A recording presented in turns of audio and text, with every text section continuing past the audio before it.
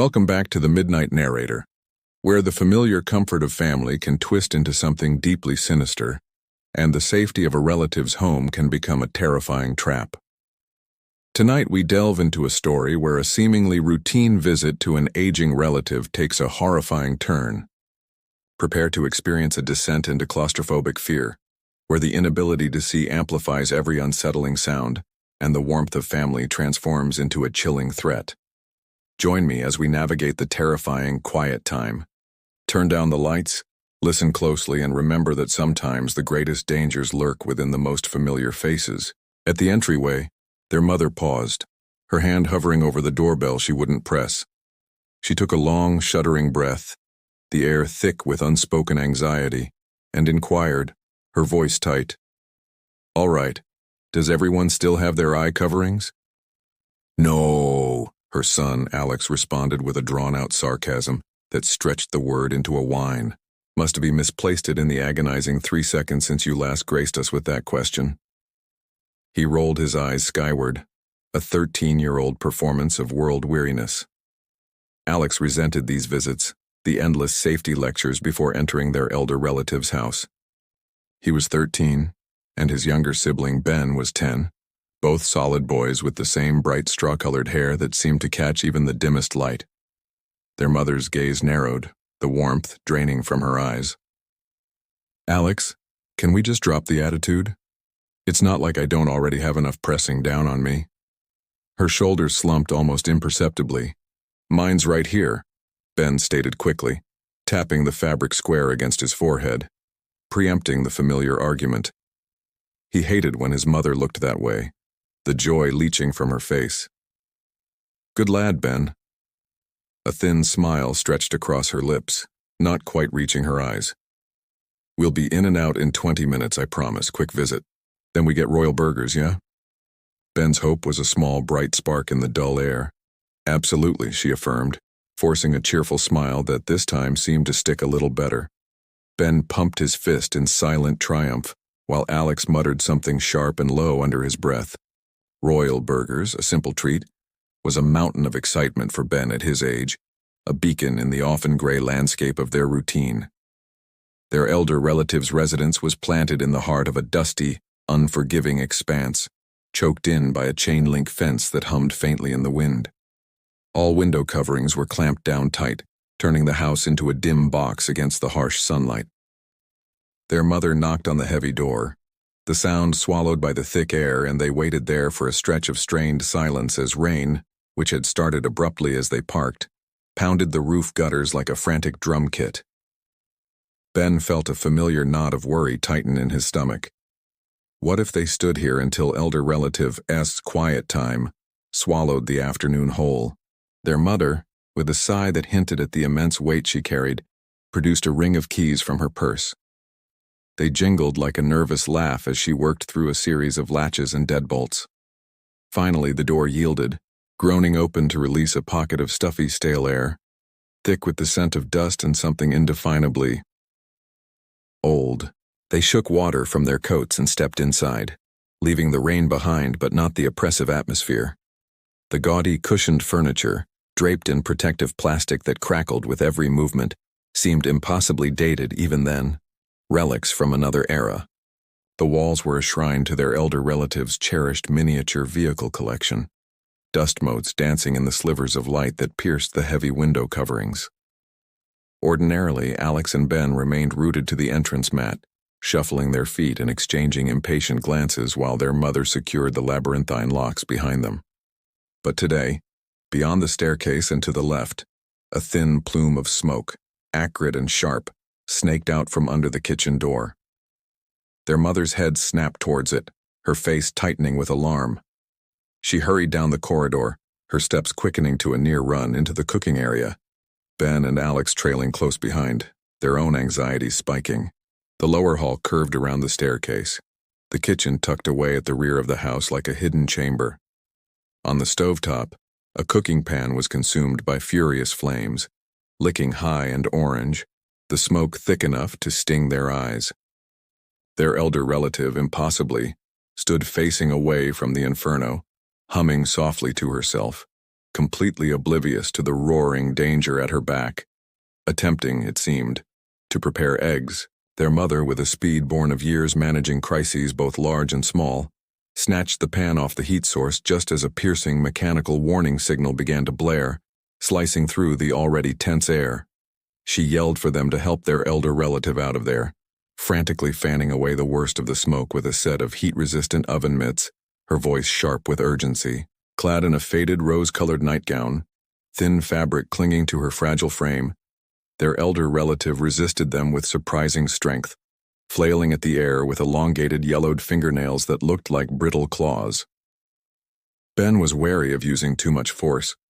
Her delicate form always made him think of a bird skeleton, hollow and easily broken, in the sitting room, amidst the oppressive plastic-covered furniture. Everything was entombed in protective plastic, a suffocating layer over every surface. She refused to sit on the offered couch until Alex, rolling his eyes but lowering his voice to a soothing murmur, pledged to prepare her a cured meat sandwich if she cooperated, speaking in the gentle, coaxing tones one might reserve for a delicate infant. Soon after, the piercing shriek of the alarm subsided, leaving a ringing silence in its wake. Their mother entered, her face drawn with worry and exhaustion. She asked their elder relative, her voice strained but carefully neutral, "Where's father?" He didn't answer the door. "Ugh, don't even mention that man to me." Elder relative waved a frail hand dismissively. "I was bathing Helena, but he kept trying to escape." "They have a dog now?" Ben whispered to Alex, confused. "No, blockhead."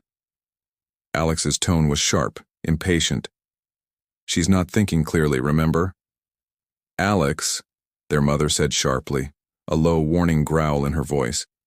She insisted they refer to their elder relative's mental difficulties as her clouded moments, a phrase that felt flimsy and inadequate to Ben, like trying to describe a storm with the word breeze.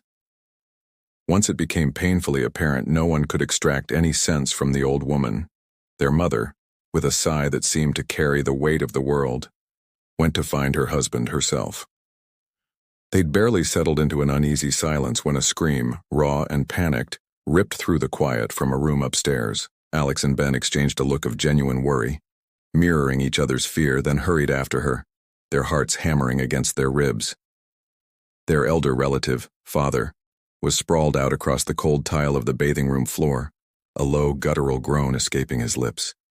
A water-resistant mat ripped loose from its fastenings lay crumpled across his torso, like a discarded shroud, and blood pulsed from a deep, ragged cut along his forehead, blooming crimson against the pale tiles. He had slipped while clumsily exiting the bathing tub, another in a long line of household accidents. He and their mother endlessly argued about the house being perilous, a death trap for someone in his condition, but he stubbornly refused to relocate. He was consumed by a quiet, simmering fear of what might occur if they moved somewhere filled with intrusive neighbors, an irrational anxiety that clung to him like a shroud. Their mother yelled, her voice cracking with fear, for Ben to summon emergency services. He rushed downstairs, tripping over his own feet in his haste. But the old-style phone in the hall, a relic from another era, emitted only a dead, silent tone. He knew instantly, with a cold certainty, that the storm, now raging outside, had severed the lines.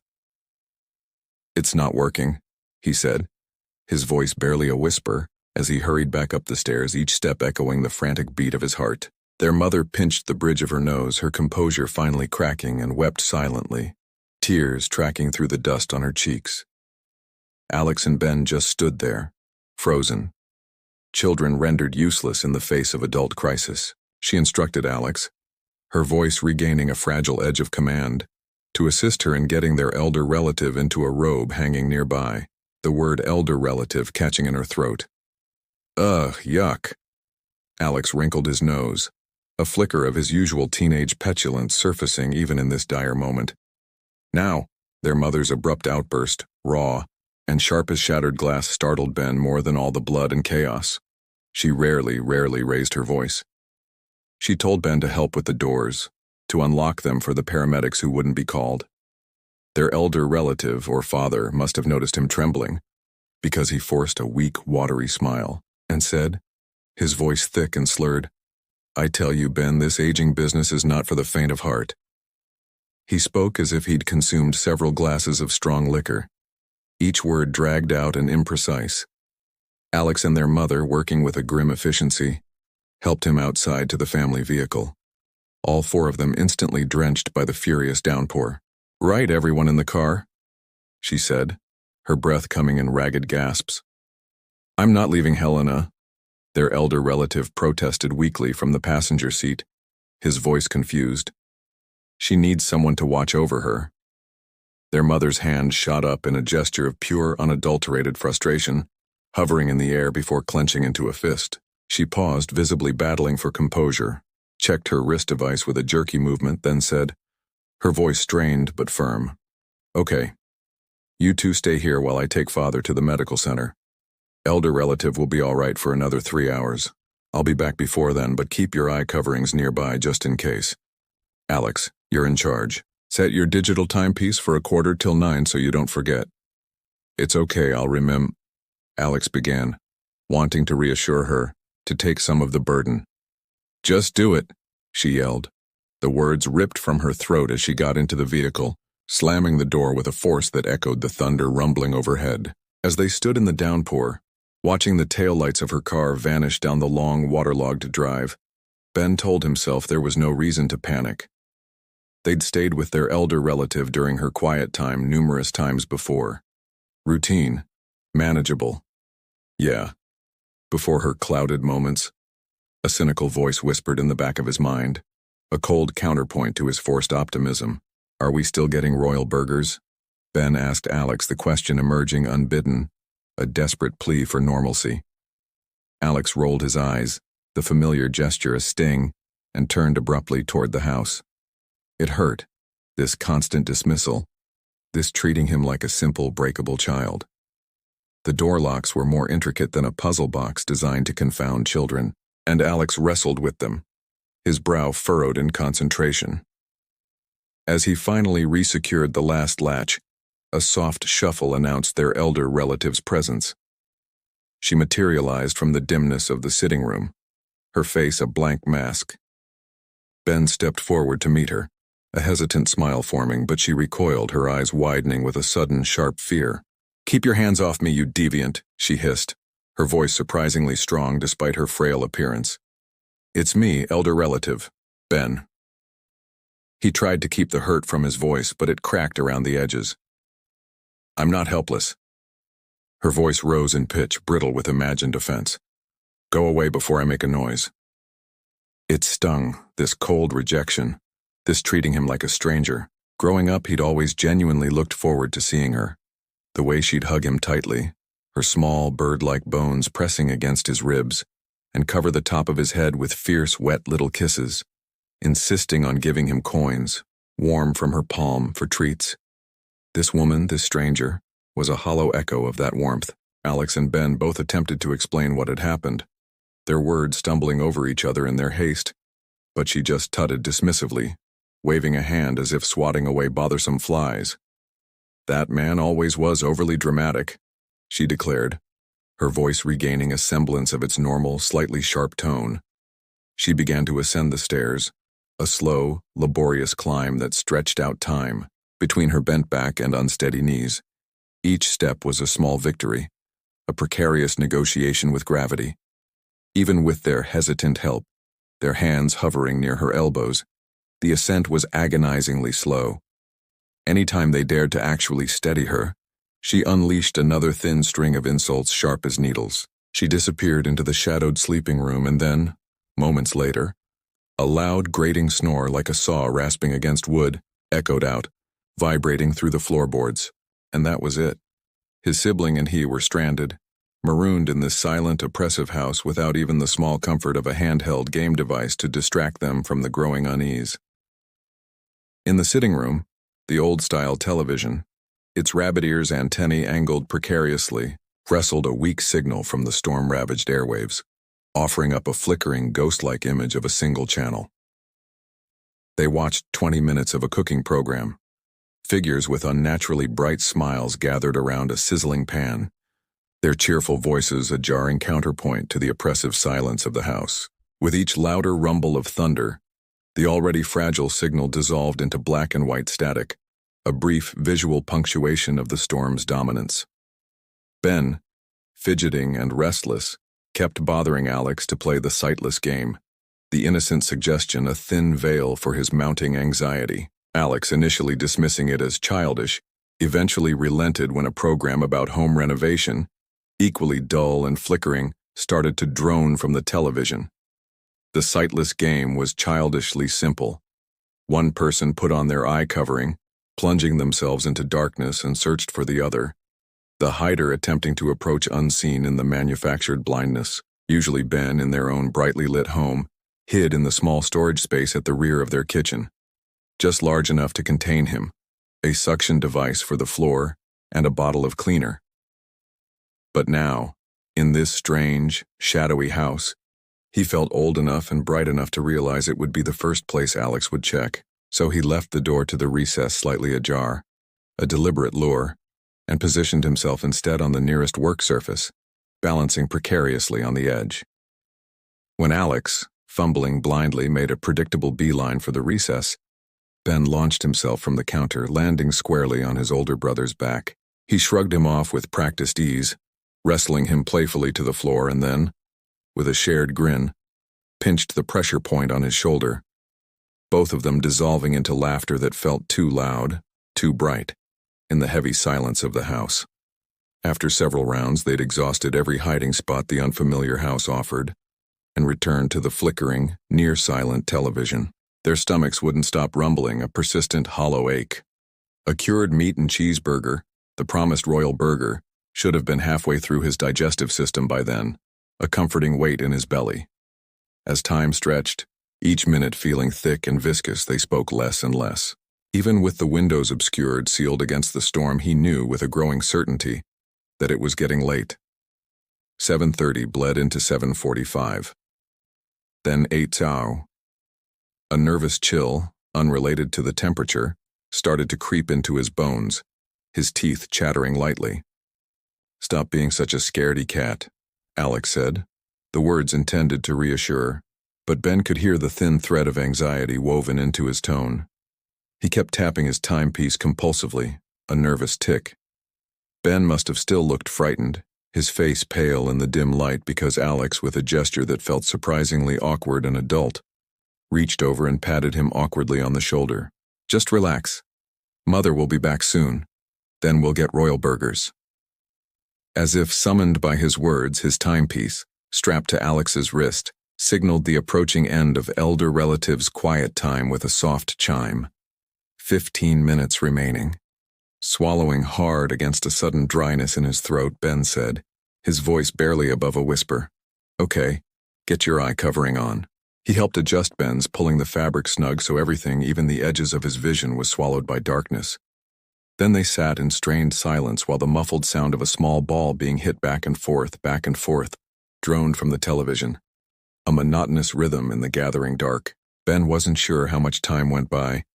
He didn't want to risk peeking at the clock above the mantelpiece, didn't want to confirm the slow, agonizing crawl of time. Suddenly, the cooking program on the television was abruptly cut off, replaced by the urgent static of an emergency weather announcement.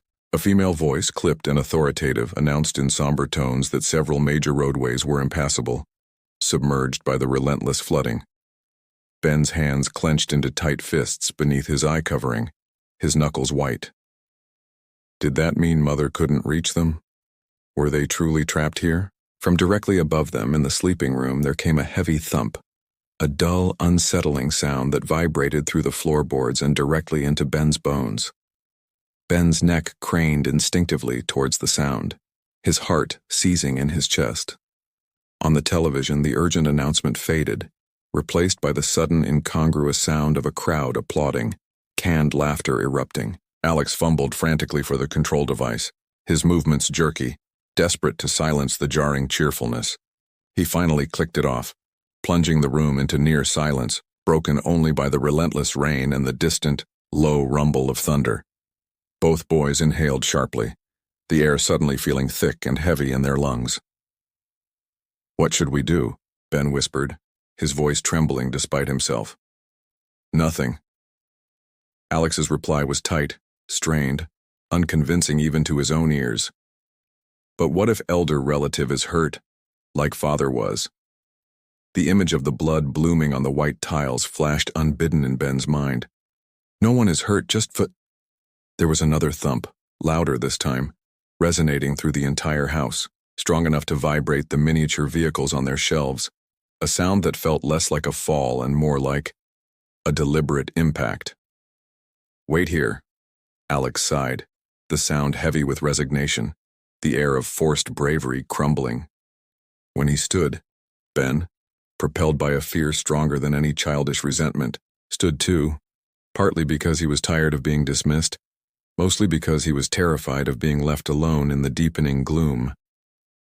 He grabbed onto his sibling's shirt, his fingers clenching in the worn fabric despite Alex's muttered protests, and then they shuffled sightless and vulnerable into the cool, drafty hall, hands outstretched, feeling for heat sources, feet shuffling hesitantly along the cold floor.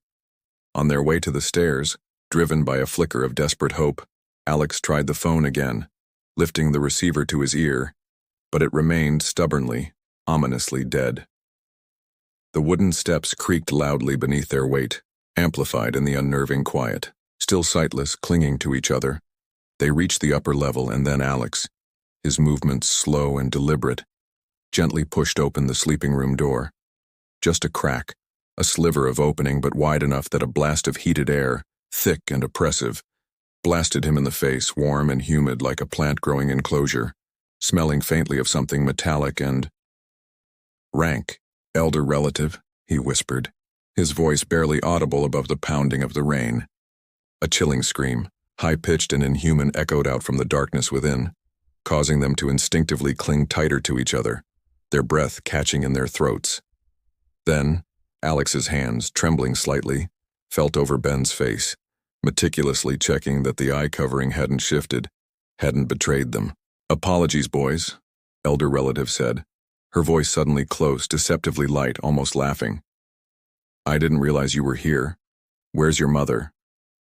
Her voice, strangely, radiated a new warmth now, a soft, almost purring quality, even though it seemed to vibrate through a swollen throat from somewhere above. It had a soothing, hypnotic quality that, under different circumstances, might have calmed frayed nerves, even if you had cut your finger badly or glimpsed a monster lurking in the shadowy depths of a wardrobe. An immense, dizzying sense of relief washed over Ben, weakening his knees. Her clouded moment had finally lifted. She'd become lucid again. After they stammered out an explanation of what had happened, the fire, father's fall, their mother's rushed departure, she said, her voice thoughtful. Well, nothing else to do but wait out this awful weather event, I'm afraid. Have you boys eaten yet?" They told her they hadn't, their stomachs rumbling in involuntary confirmation.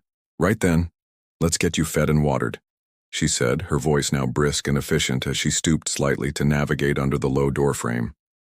Alex and Ben, still sightless and hesitant, felt their way into the cooking area and sat gingerly around the kitchen table.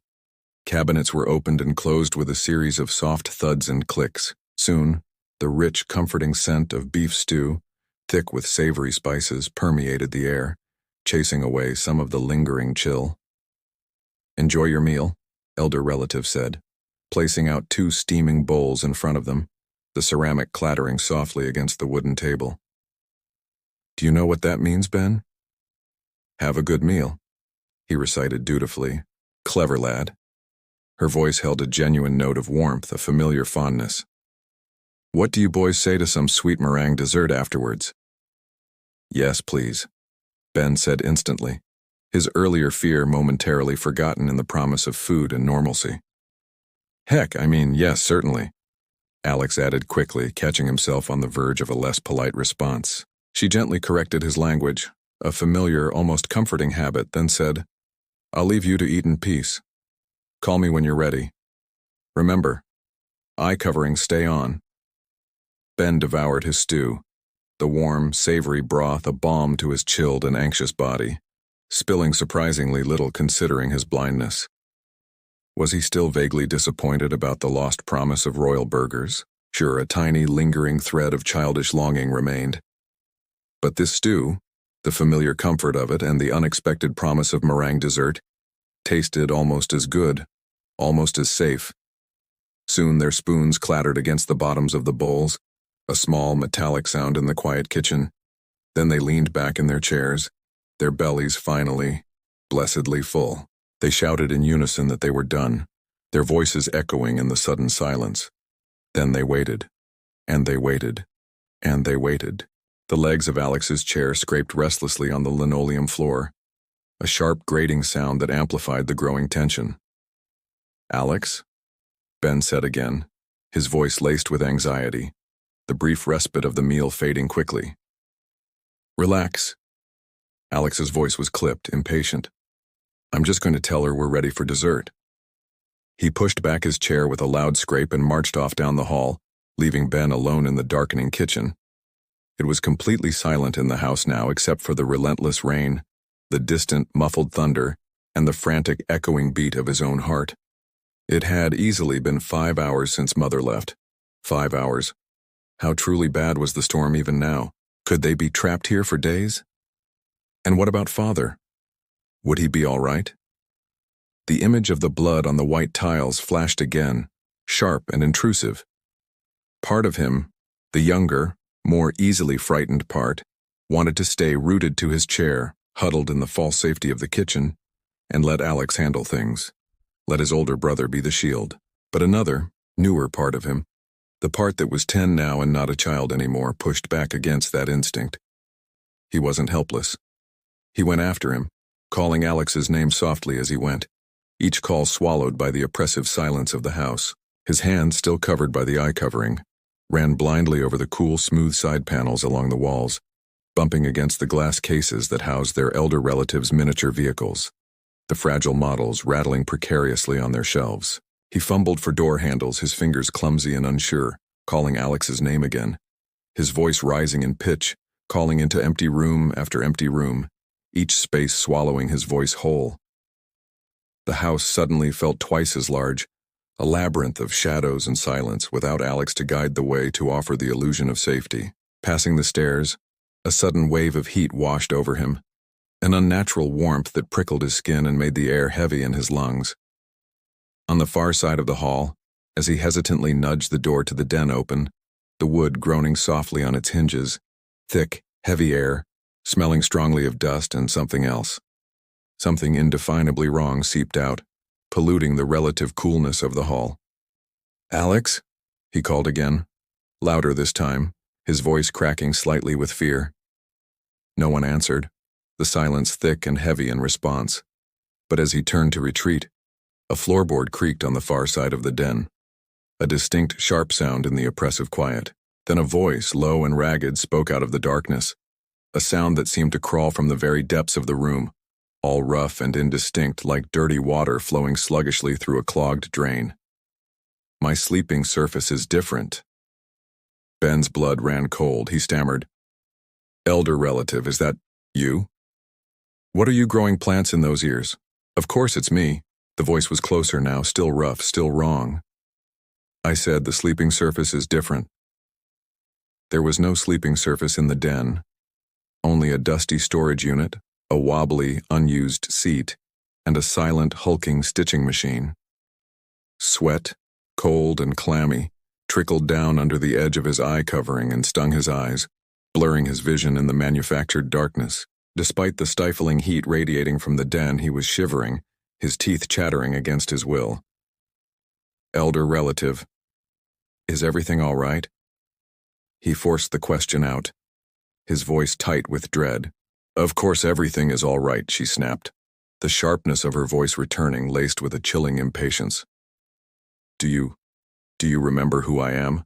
Ben asked, the question a desperate plea for reassurance, and he immediately wished he hadn't asked it, as if her not answering the question kept things from being irrevocably real. "What do you take me for, a fool?" The voice was closer still, almost directly in front of him now, and yet still felt strangely disembodied, detached. "You're Ben." His chest, which had been clenched tight with terror, loosened slightly, a fragile thread of relief easing the crushing weight of fear. Clouded moment averted. He sighed, the breath shuddering in his lungs, and said, his voice still trembling slightly, "Have you seen Alex? He was looking for you. Who knows what that boy's up to?" The voice was dismissive, laced with a sudden, chilling suspicion. Probably stealing something. This confused him, the accusation jarring and wrong. She gently corrected Alex's language a lot, yes, a familiar, almost endearing quirk. But Alex was not a thief. Anyway, he stammered, trying to steer the conversation back to something safe, something normal. "I came to say we're ready for meringue dessert." "Fine, fine." The voice shifted again, becoming cloying, falsely sweet. "But first, take that silly thing off your head and come give me an embrace." With every passing heart-stopping moment, the icy silence that followed the request became more and more unbearable, stretching out into an eternity of dread. He cleared his throat, his mouth suddenly dry and thick with fear. "But elder relative," he whispered, his voice barely audible, It's your quiet time. We're not supposed to." "Don't be absurd," she snapped, the cruel sharpness returning to her voice, the cloying sweetness vanishing as if it had never been. "Take that thing off and let me see your lovely face." The realization struck him, a physical blow that knocked the breath from his lungs and sent a fresh wave of ice water through his veins. She'd fallen into another of her episodes, but this one, unlike the confused wanderings and forgotten names, felt predatory. Desperate, his voice trembling, he said, "Elder relative, I don't think that's a good idea. You're unwell." "Of course I'm unwell," she snarled, the voice now laced with a raw, terrifying fury. "And do you know what the best remedy is? An embrace from my favorite grandchild." The last two words dripped with a venomous, possessive intent that made his blood run cold. From behind him, someone burst from the shadows, moving with a speed and desperation that startled him. Fumbling blindly, frantic hands seized him roughly by the arm. "Run now!" Alex yelled, his voice raw with terror. He'd sensed the danger, the wrongness of the situation, and gone the other way around the stairs, his instincts screaming a warning he barely understood himself. To find him. To save him. He dragged Ben down the hall by the arm, his grip bruisingly tight, moving so quickly they crashed against light fixtures, sending them swinging wildly, banged their legs painfully against small tables, knocking the fragile miniature vehicles to the floor, shattering them into dust and shards of plastic. At the front entryway, in the deepening gloom, Alex fumbled desperately with the complex locks, his fingers clumsy with panic. But they were nearly impossible to manipulate even when they could see. They were like small, terrified rodents trapped in an elaborate, cruel puzzle. "Boys, where are you going?" Elder relative screamed from behind them, her voice a terrified, animalistic wail. "Don't leave me." Heavy, pounding steps came stomping along the hall, closing the distance between them with terrifying speed. Her arms must have been held out wide, groping blindly because they scraped along both sides of the hallway walls, a span of over 6 feet, a horrifying, tactile measure of her monstrous reach. Alex grabbed Ben again, hoisting him up and half carrying him, and they raced blindly into the cooking area. Their only thought escape, survival. He slammed the kitchen door shut with a resounding crash and braced his entire weight against it, his body trembling with exertion and fear. "Get a chair," he yelled, his voice cracking. Throughout the ground level, doors were flung open and slammed shut, echoing through the house like the panicked breaths of a dying animal. "Where did you boys go? Come back." Elder relative's voice boomed, no longer frail or confused, but thick with rage and something far more sinister. Ben, his hands shaking so violently he could barely grip the heavy wooden chair, helped wedge it beneath the door handle just as the knob jiggled violently, the wood rattling in its frame. "Boys, what's wrong? Let me in." Her voice shifted again, becoming a terrifying parody of injured innocence, laced with a chilling, manipulative whine. The door shook once, a heavy, shuddering impact that vibrated through their bodies. Twice. "Quick," Alex yelled again, his voice raw with terror. They pressed their backs against the door, their combined weight a flimsy barricade, just as elder relative struck a third time. the force of the impact threatening to rip the hinges from the frame, to knock them both sprawling. She alternated between pounding her fists against the solid wood and crying for assistance, her voice switching between rage and a terrifying, childlike plea. Ben squeezed his eyes shut beneath the suffocating eye covering, his breath hitching in his throat, and prayed, a desperate, incoherent plea to any power that might be listening, for Mother to come, to save them, to make it stop. Then, as abruptly as it had begun, everything ceased. Silence descended thick and heavy, broken only by the relentless drumming of the rain outside. As they listened, their breath held tight in their lungs. The edge of the kitchen door creaked open, just a fraction of an inch. A slow, agonizing sound that amplified their terror. Ben sensed something pale and thin wiggling through the opening. A finger, impossibly elongated and thin, followed by another, then a pale skeletal hand, then an entire arm, impossibly long and sinuous, snaked through the narrow gap. The arm, cold and strangely smooth, searched blindly in the space directly above their heads, groping like a blind worm. He crouched low to the ground, his body pressed against the cool linoleum, but bony, impossibly long fingers crawled blindly along the top of his head, leaving a trail of heat that felt hotter than the cooking surface. The hand, surprisingly strong, clamped shut around his head, ripping away the eye covering, the fabric grazing his skin like sandpaper, almost singeing his hair with its unnatural heat as he was dragged, momentarily blinded by the sudden light, onto the floor. Elder relative hissed, a sound of pure, raw fury. Then the kitchen door shook again, the flimsy chair splintering and giving way with a loud crack. Without their combined weight holding it shut, the door burst inward, slamming against the inside wall with a deafening crash, knocking Alex onto the floor beside him, momentarily stunned. Ben, momentarily disoriented by the sudden light and the loss of his eye covering, caught a fleeting glimpse of a distorted, elongated shape filling the outer hall, its features blurred and indistinct in the dim light. But at the last moment, driven by pure instinct, shielded his eyes with his arm from the searing, unnatural glare emanating from something beyond the doorway. Alex, recovering quickly, scooped him up, his arms tight and protective around Ben's trembling body. My eye covering, Ben whimpered, his voice choked with tears and terror. In a flash of adrenaline-fueled desperation, Alex wrestled his own eye covering from his face and jammed it roughly, desperately over Ben's eyes again, plunging him back into merciful darkness. Embrace time! The creature on the far side of the room snarled, the voice now a guttural, inhuman rasp, the heat intensifying around them, radiating outward in waves that felt almost palpable, burning against their skin. Alex, his body shielding Ben's smaller form, braced himself against the wall, ready to make a final, futile stand against the monstrous shape in the doorway.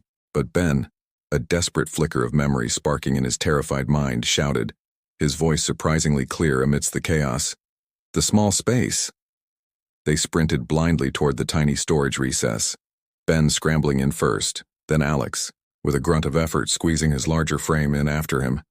His body pressed tightly against Ben's, he tossed the suction device and bottle of cleaner aside, the plastic clattering against the concrete floor, and then made himself as small as possible, wedging himself into the confined space and pulling the flimsy door as far shut as it would go.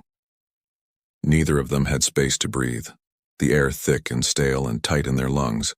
But for a single fragile moment, Ben dared to think, to hope, that they might, just might, be safe in here. But then, without warning, two impossibly long arms, skeletal and impossibly strong, invaded the small, suffocating space, reaching, groping, closing in on them.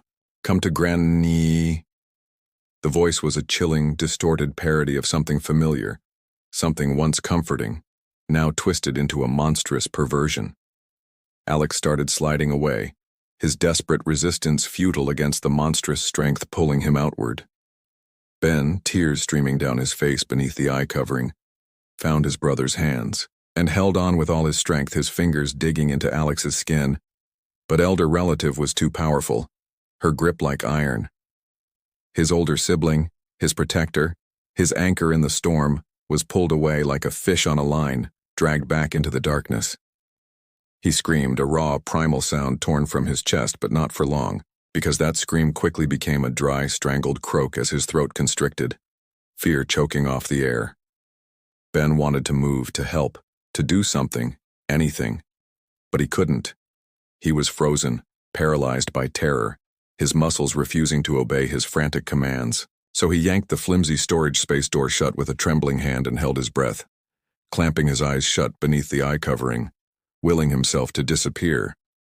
Soon, he couldn't hear anything except the frantic, deafening pulsing of blood in his ears, the relentless drumming of the rain outside fading into a distant muffled roar. It wasn't long, though, time had lost all meaning in the suffocating darkness, before Alex's timepiece, strapped to his now absent wrist, signaled again with a soft, insistent chime, indicating the end of elder relative's quiet time. Ben didn't move an inch, didn't dare to breathe, not even when Mother's vehicle, its engine rumbling wearily, arrived outside, pulling to a stop on the waterlogged driveway, or when she entered the house, her voice calling out strained but hopeful, or when she discovered what happened, the silence broken by a scream that echoed the one he'd heard earlier. But this time, laced with a grief and horror that shattered what little remained of the oppressive quiet. A few days later, the storm clouds finally broken. Ben, his small head encased in a thick white bandage, was assisting their elder relative, now frail and confused once more, out of their mother's car. The bandage felt heavy and hot, a constant reminder of something he couldn't quite grasp, something lost.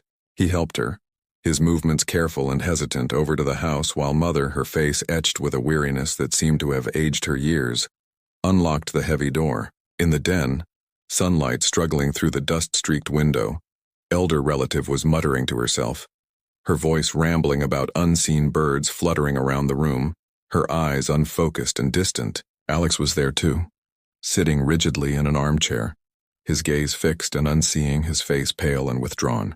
Ben, wanting to bridge the impossible silence, to recapture something lost, something irretrievable, asked if he wanted to play the sightless game, the words feeling hollow and meaningless even to his own ears.